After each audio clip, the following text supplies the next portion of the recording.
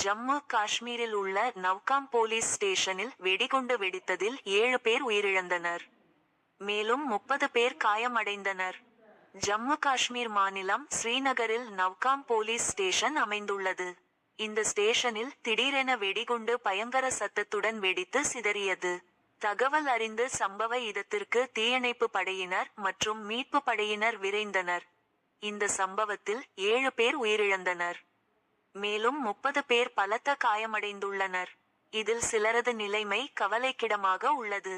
இதனால் பலி எண்ணிக்கை அதிகரிக்க வாய்ப்பு உள்ளது என அதிகாரிகள் தெரிவித்துள்ளனர். அப்பகுதியில் உள்ள சிசிடிவி காட்சிகளில் பயங்கர சத்தத்துடன் வெடித்து சிதறுவது இடம்பெற்றுள்ளது.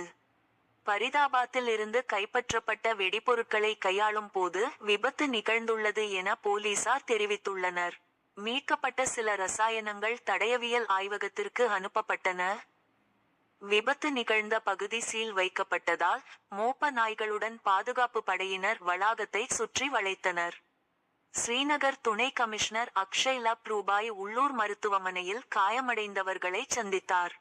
ஏற்கனவே இந்த வார தொடக்கத்தில் டில்லி செங்கோட்டை அருகே கார் குண்டுவெடிப்பு நிகழ்ந்ததை தொடர்ந்து பல்வேறு மாநிலங்களில் பாதுகாப்பு பலப்படுத்தப்பட்டுள்ளது.